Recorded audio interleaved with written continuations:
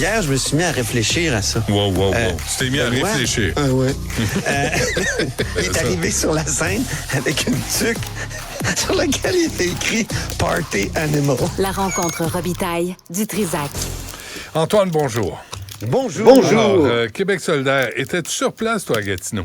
Non, malheureusement, je n'y étais pas. Ah non, oui? Non. Alors, qu'est-ce que tu as... Mais j'ai suivi ça à distance, intensément. Et tu sais, vendredi, j'étais en analyse à TVA avec Emmanuel Latraverse et Mario Dumont.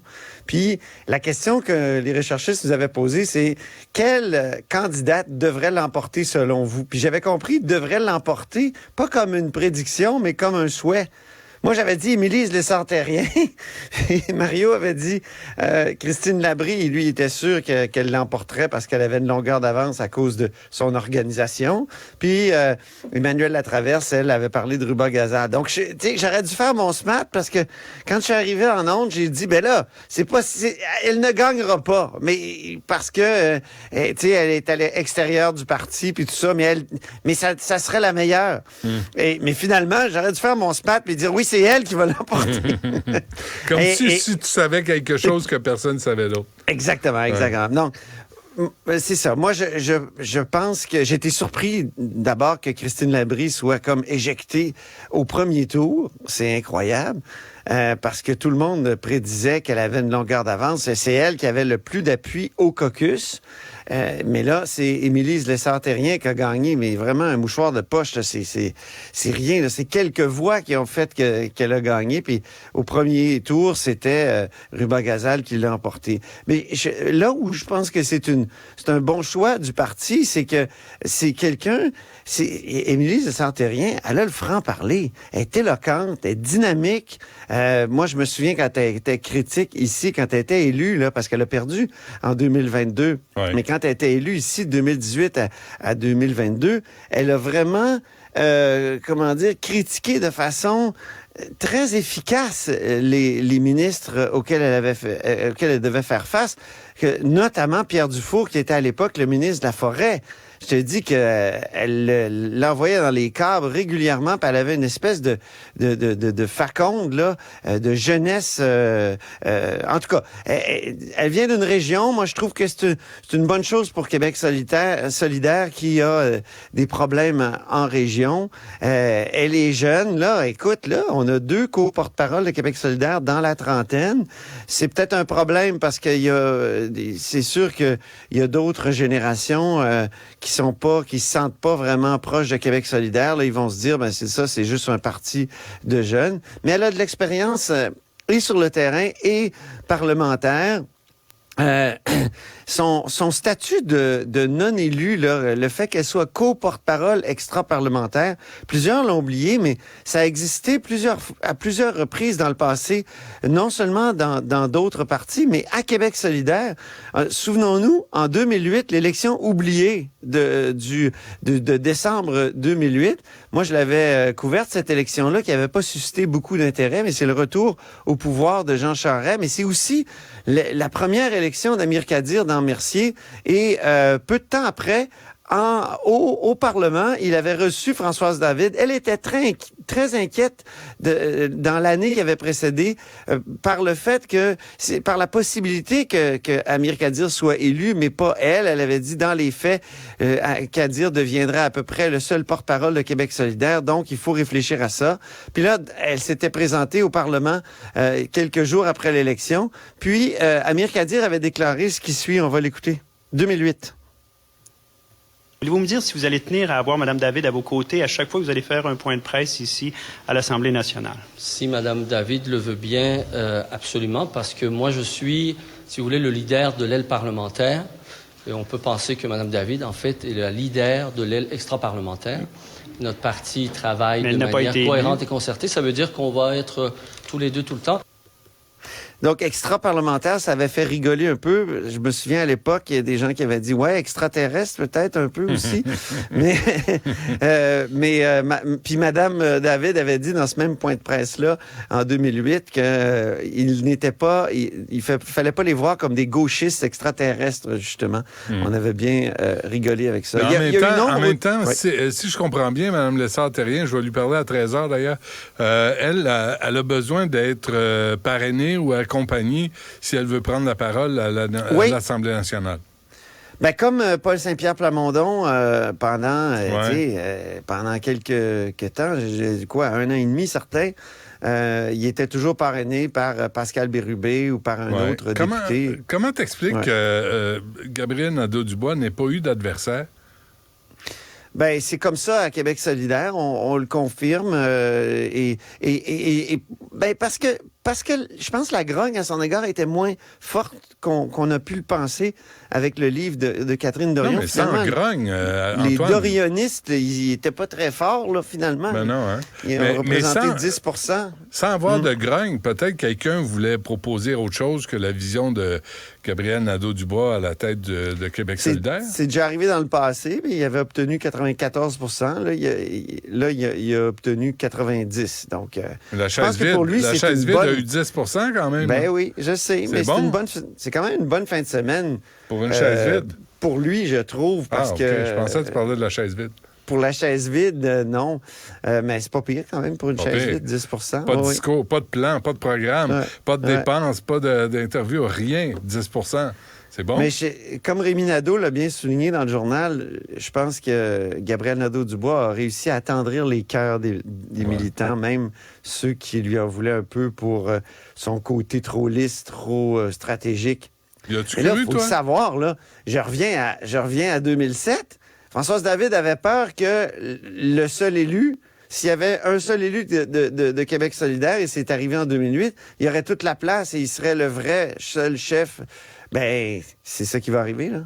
Ben oui. C'est clair. Il va avoir toute la place et c'est le genre de questions qu'il faut poser à Émilie Lessard-Terrien. Comment elle va faire pour prendre sa place à travers tout ça? Elle qui est à des milliers de kilomètres du Parlement. Donc, le chef, mais elle dit qu'elle va venir souvent aussi. Le chef de Québec solidaire, c'est Gabriel Nadeau-Dubois. C'est ça. Il y a une ombre au tableau dans cette bonne fin de semaine.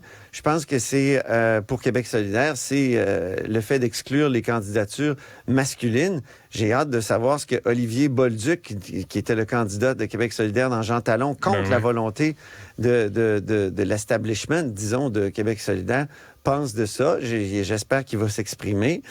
Mais il a l'air à, justement, avoir son côté franc-parler, lui. Donc, il va le dire. Mais en fait, moi, les non-binaires aussi, Antoine. Et non-binaires, oui, On ouvre évidemment. la porte. Là, on devrait avoir des racisés 3 aussi. chefs. Ça va prendre... À un moment donné, moi, je l'ai déjà écrit, s'il était logique, Québec solidaire, il y aurait 3 chefs. Ben oui. Parce que c'est très genré, là, masculin, féminin, c'est bleu et rose, là. Même les vêtements pour enfants sont plus bleus et roses. Je sais pas si tu as vu ça. Non. Va dans un endroit où on vend des vêtements pour enfants ou pour très petits, là. C'est tout à moitié brun, beige. Je te dis, c'est fou. Ça, c'est déprimant, ça. Ah oui? Déprimant. On veut pas trop, on veut plus trop genrer les choses, alors ça amène à ça. Mais en tout cas, Québec solidaire continue d'être bleu et rose. Mais tout ça pour dire, moi, ça me scandalise pas quand même l'exclusion temporaire pour des partiels qui pourraient survenir d'ici 2026. Tous les partis font ça de façon plus subtile souvent. François Legault, c'est lui qui choisit lui-même ses candidats, candidates, et c'est lui qui choisit de mettre des candidates à certains endroits. Donc, lui-même doit exclure plein de candidatures masculines. Il y en a qui sont fâchés encore contre lui, d'ailleurs, qui ont été exclus. Faut le savoir.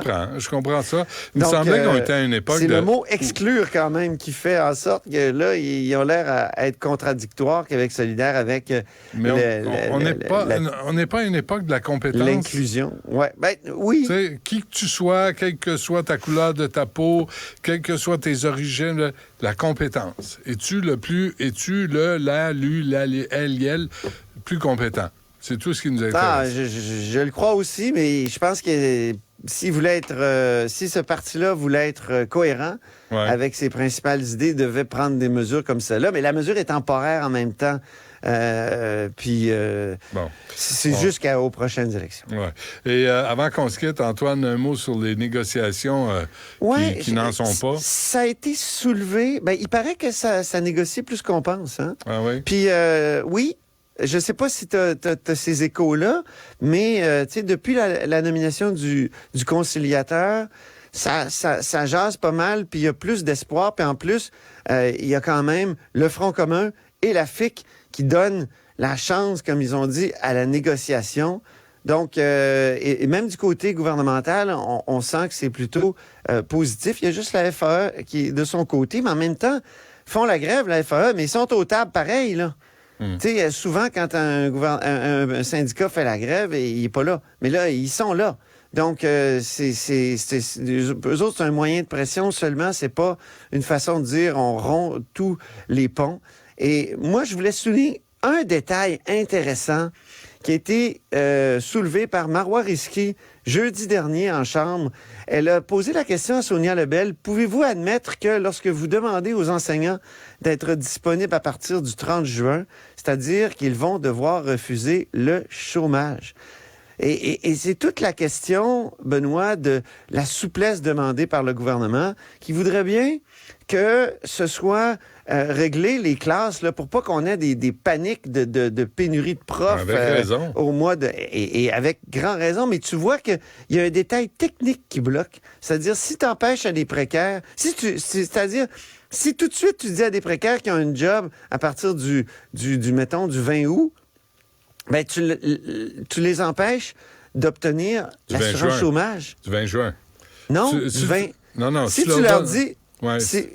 Mais si tu leur donnes un job en juin... C'est qu'actuellement, ils finissent de travailler fin juin, puis après ça, ils tombent sur le chômage. J'en sais quelque chose. Je l'ai déjà fait quand j'étais prof au cégep, moi, parce j'étais précaire, puis j'avais pas une tâche pleine. Donc, j'embarquais sur le chômage. J'étais un jeune père de famille, j'avais besoin de ça. Mais en fait, à l'époque, c'était une époque de surabondance de professeurs. Et donc, c'était vrai que c'était pas certain que j'ai un boulot.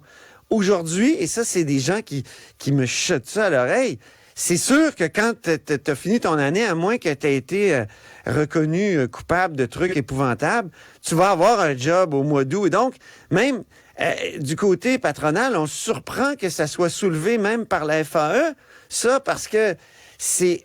Tu sais, quand tu dis au chômage que tu as besoin de chômage, c'est que tu n'as pas d'expectative d'avoir un emploi à court terme.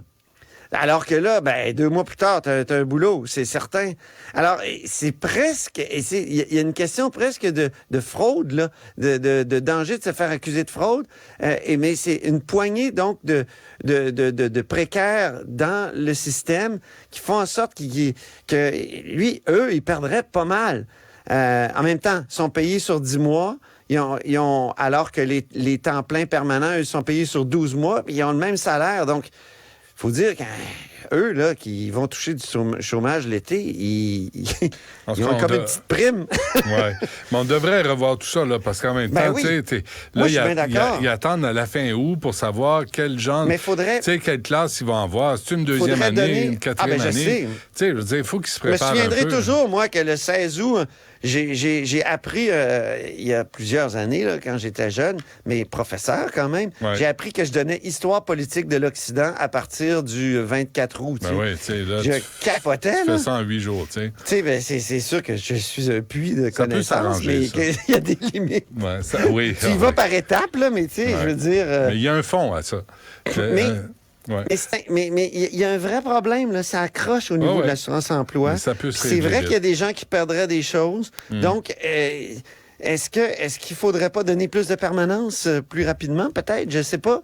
Est-ce que c'est des syndicats locaux? C'est super compliqué, ces maudites négociations-là. Il y a trop de monde. Et j'ai essayé de... Il y a trop de monde impliqué là-dedans.